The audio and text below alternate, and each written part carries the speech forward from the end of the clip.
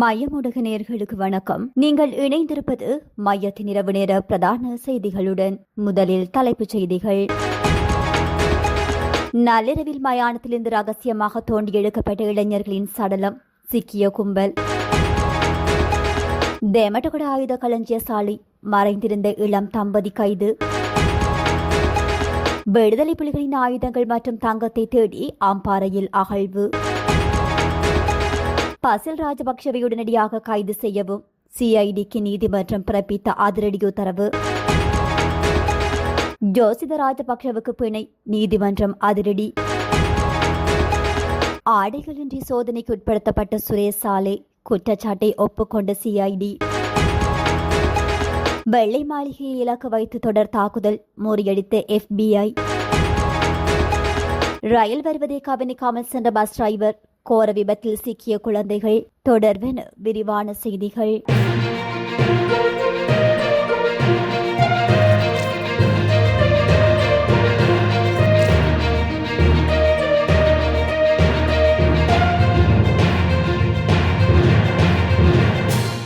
கொஸ்கம பரணகம மயானத்தில் புதைக்கப்பட்டிருந்த 2 இளைஞர்களின் சடலங்கள் தோண்டி எடுக்கப்பட்டு செல்லப்பட்டுள்ளதாக கொஸ்கம போலீசார் தெரிவித்துள்ளனர். கடந்த மே மாதம் 16ஆம் தேதி கொஸ்கம தவல்கொட ஓடையில் நீராடச் சென்ற 2 இளைஞர்கள் நீரில் மூழ்கி உயிரிழந்ததை அடுத்து அவர்களது உடல்கள் கொஸ்கம பரணகம பொது மயானத்தில் புதைக்கப்பட்டிருந்தன. இந்த நிலையில் அடையாளம் தெரியாத சிலர் சடலங்களை சுமார் 2 அடி ஆழத்திற்கு தோண்டி எடுத்துச் சென்றுள்ளதாக உயிரிழந்தவர்களின் பெற்றோருக்கு தகவல் கிடைக்கப்பெற்றுள்ளது. இதனையடுத்து முன்னெடுக்கப்பட்ட விசாரணையில் மயானத்திற்கு அருகிலுள்ள ஒரு வீட்டில் பொருத்தப்பட்டிருந்த பாதுகாப்பு கமராக்களை சோதித்த போது மயானத்திலிருந்து லோரியொன்றும் மோட்டார் சைக்கிள் ஒன்றும் ஏதோ ஒன்றை ஏற்றிச் செல்வது கண்டறியப்பட்டுள்ளது. சம்பவம் தொடர்பில் போலீசார் மேற்கொண்ட விசாரணையில் லோரியில் பயணித்த நபர் கைது செய்யப்பட்டுள்ளார்.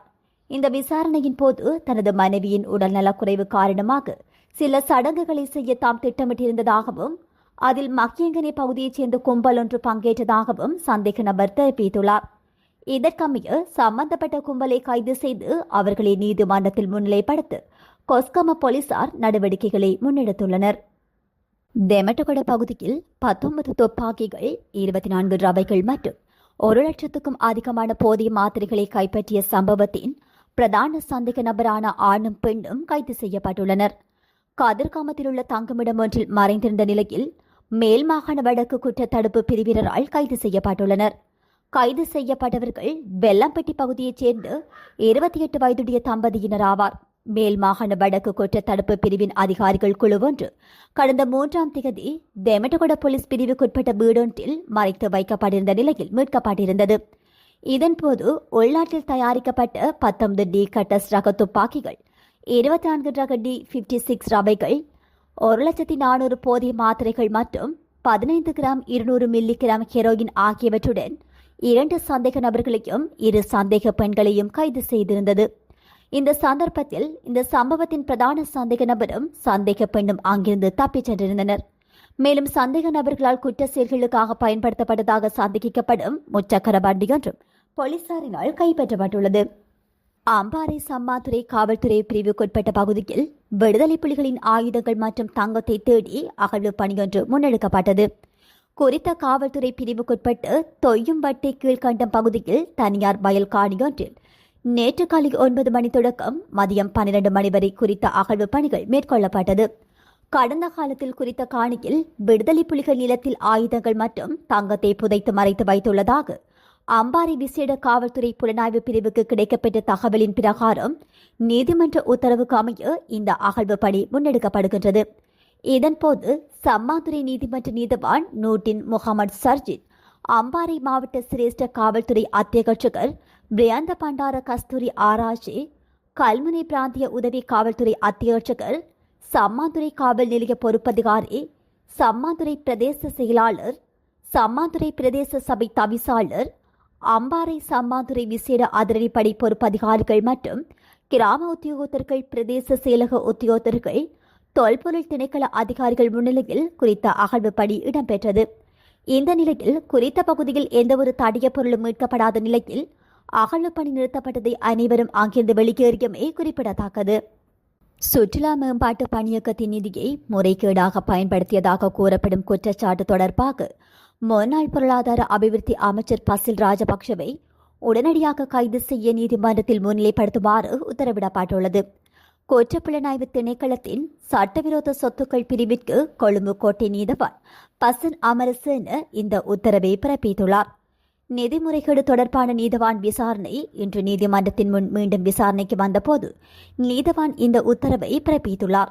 சந்தேக நபர் சார்பாக நீதிமன்றத்தில் முன்னிலையான ஜனாதிபதி சட்ட ஆலோசகர் கலிங்க இந்த திசு 3வது சந்தேக நபர் குற்றவியல் நடைமுறை சட்டத்தின் 127வது பிரிவின் கீழ் ரகசிய வாக்குமூலம் அளிக்க விருப்பம் தெரிவித்துள்ளதாக நீதிமன்றத்தில் தெரிவித்துள்ளார். 2014ஆம் ஆண்டில் சுற்றுலா மேம்பாட்டு பணியகத்திற்கு ஒதுக்கப்பட்ட 7.8 மில்லியனை அதன் அபிவிருத்தி நடவடிக்கைகளுக்காக செலவிடாது ஊபா மாகாண சபை தேர்தலுக்கான 12,000 ஷர்ட்டுகளை அச்சிட்ட சம்பவம் குறித்து குற்றப்புலனாய்வு திணைக்களத்தின் சட்டவிரோத சொத்துக்கள் பிரிவு நீதிமன்றத்தில் அறிக்கை அளித்திருந்தது.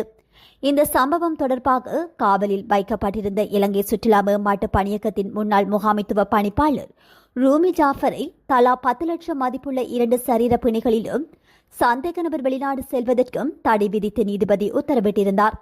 இந்த சந்தேக நபர்கள் மீது பொது சொத்துக்கள் சட்டத்தின் கீழ் குற்றச்சாட்டுகள் பதிவு செய்யப்பட்டுள்ளதாக விசாரணை அதிகாரிகள் நீதிமன்றத்திற்கு தெரிவித்துள்ளனர். பி அறிக்கையில் குறிப்பிடப்பட்டுள்ள இந்த சம்பவம் தொடர்பாக சந்தேக நபராக பெயரிடப்படுவாரா என்று நீதிபதி குற்றப்புலனாய்வுத்துறையிடம் விவரித்துள்ளார். இதன்போது இது தொடர்பாக அரசு வழக்கறிஞர்களின் அறிவுறுத்தல்கள் இன்னும் பெறப்படவில்லை என்று குற்றப்புலனாய்வுத்துறை தெரிவித்துள்ளதாக நீதிபதி திறந்த நீதிமன்றத்திற்கு தெரிவித்துள்ளார். இந்த சம்பவத்தின் 3வது சந்தேக நபரான நிர்வாக பணிப்பாளரும் பி அறிக்கையில் பெயரிடப்பட்ட சந்தேக நபரான நிதி பணிப்பாளரும் சம்பவம் தொடர்பான முதல் மற்றும் 3வது பற்றுச்சீட்டுகளில் கையெழுத்திட்டுள்ளனர். இந்த சம்பவம் தொடர்பாக நிதி பணிப்பாளர் இன்னும் கைது செய்யப்படாததால் 3வது சந்தேக நபருக்கு பிணை வழங்கப்பட்டிருக்கின்றது. அதன்படி இந்த வழக்கில் 3வது சந்தேக நபரான நிர்வாக பணியாளர் ரூமி ஜாஃபருக்கு பிணை வழங்கப்பட்டுள்ளது. இந்த சம்பவம் தொடர்பான வழக்கு அக்டோபர் 14 அன்று மீண்டும் விசாரணைக்கு எடுத்துக் கொள்ளப்பட உள்ளதாக அறிவிக்கப்பட்டுள்ளது. மேலும் இந்த சம்பவத்தில் 2வது சந்தேக நபரான பணியகத்தின் முன்னாள் தலைவர் பாஸ்வர குணவர்த்தனவை பிணையில் விடுவிக்குமாறு முந்தைய விசாரணையில் நீதிமன்றம் உத்தரவு பிறப்பித்திருந்தமை குறிப்பிடத்தக்கது. முன்னாள் ஜனாதிபதி மஹிந்த ராஜபக்ஷவின் மகனான ஜோசித ராஜபக்ஷ லஞ்ச ஊழல் விசாரணை ஆணைக்குழுவின் அதிகாரியினால் இன்று கைது செய்யப்பட்ட நிலையில் பிணையில் விடுதலை செய்யப்பட்டுள்ளார்.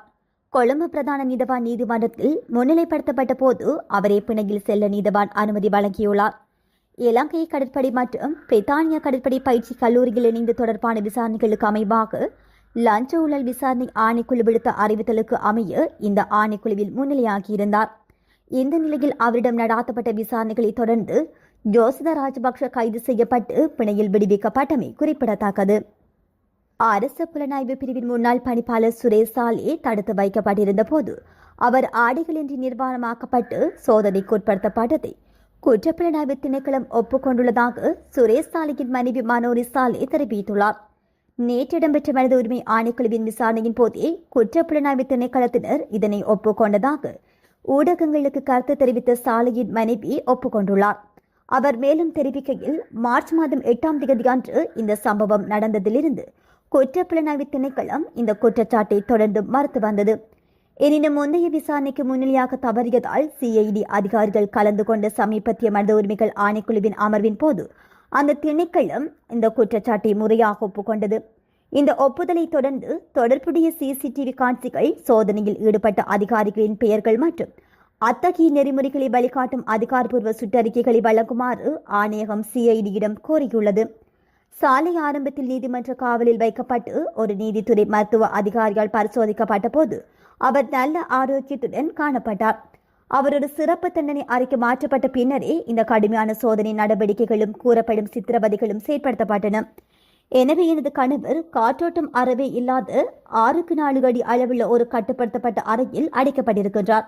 ஒருவித உளவியல் சித்திரவதையாக ஒரு மின்விளக்கு 24 மணி நேரமும் எரியவிடப்படுகின்றது. முதல் 40 நாட்களுக்கு அவர் வெறும் சீமெந்து தரையில் தூங்கும்படி கட்டாயப்படுத்தப்பட்டார்.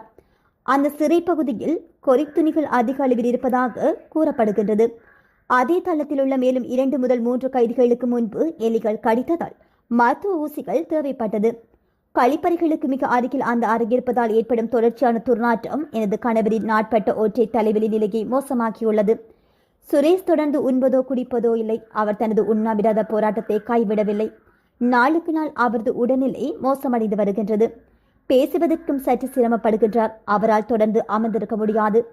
கைகளில் செலுத்தப்பட்டிருந்த ஊசிகள் காரணமாக கைகள் அனைத்தும் வீங்கியிருந்ததால் தற்போது அவற்றை அகற்றிவிட்டு வைத்தியர்கள் சிறு சிறு துளிகளாக திரவ ஆகாரங்களை வழங்கி வருகிறார்கள். இதன் மூலமே வைத்தியர்கள் எப்படியோ அவரது உயிரை தக்க வைத்துள்ளனர். இந்த மனித உரிமை மீறல்களை குறிப்பிட்டு ஒரு தலையீட்டை கோரி 2 தனித்தனி சந்தர்ப்பங்களில் ஜனாதிபதிக்கு கடிதம் ஒன்று எழுதினேன். இருப்பினும் இன்று வரை அந்த கடிதத்திற்கு முறையான பதிலோ அல்லது ஒரு அடிப்படை ஒப்புதலோ கூட எங்கள் குடும்பத்திற்கு கிடைக்கவில்லை என அவர் தெரிவித்துள்ளார். அமெரிக்காவின் வெள்ளை மாளிகையை இலக்கு வைத்து நடக்கவிருந்த தொடர் கொடூர தாக்குதல்களை அமெரிக்காவின் FBI நிறுவனம் முறியடித்துள்ளதாக அமெரிக்க நீதித்துறை தெரிவித்துள்ளது. கடந்த ஞாயிற்றுக்கிழமை வெள்ளை மாளிகையில் நடக்கவிருந்த தற்காப்பு கலை போட்டித் தொடரை இலக்கு வைத்த இந்த தாக்குதல்கள் திட்டமிடப்பட்டிருந்ததாக சர்வதேச ஊடகங்கள் செய்தி வெளியிட்டுள்ளன. தாக்குதல்தாரர்கள் வெடிபொருட்களை ஏற்றிய ட்ரோன்களை பயன்படுத்தி இந்த தொடரை காண வருகை தரும் பெருந்திரளான மக்களை இலக்கு வைத்து கொடூரமான முறையில் தாக்குதல் நடத்த திட்டமிட்டிருந்ததாக அரசு தரப்பு சட்டத்தரணிகள் தெரிவித்துள்ளனர். கிடைக்கப்பெற்ற உளவுத்துறை தகவலின் அடிப்படையில் களமிறங்கிய பாதுகாப்பு பிரிவினர் இந்த திட்டம் செயல்படுத்தப்படுவதற்கு முன்பாகவே அதனுடன் தொடர்புடைய 5 சந்தேக நபர்களை கைது செய்துள்ளனர். இந்த தாக்குதல் திட்டமிட்டிருந்த அதே நாளில் அமெரிக்க ஜனாதிபதி டொனால்டு டிரம்பின் 80வது பிறந்தநாள் கொண்டாட்டமும் அமைந்திருந்ததாக தெரிவிக்கப்படுகின்றது.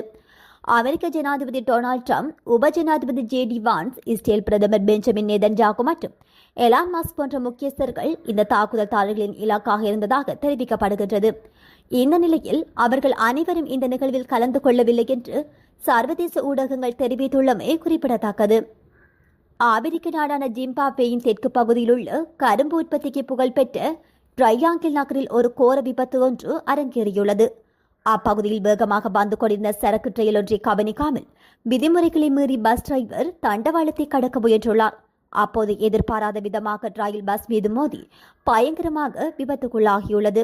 இந்த கோர விபத்தில் 2 குழந்தைகள் உட்பட 9 பேர் சம்பவ இடத்திலேயே துடிதுடித்து பரிதாபமாக உயிரிழந்தனர். மேலும் படுகாயமடைந்த 25 பயணிகள் உடனடியாக மீட்கப்பட்டு வைத்தியசாலையில் அனுமதிக்கப்பட்டனர். கடந்த வாரம் பள்ளி குழந்தைகள் சிற தீப்பற்றி 7 பேர் பலியான சோகம் மறைவதற்குள் இந்த விபத்து நடைபெற்றமை குறிப்பிடத்தக்கது. இத்துடன் மையத்தின் இன்றைய இரவு நேர பிரதான செய்திகள் நிறைவு பெறுகின்றன. நன்றி.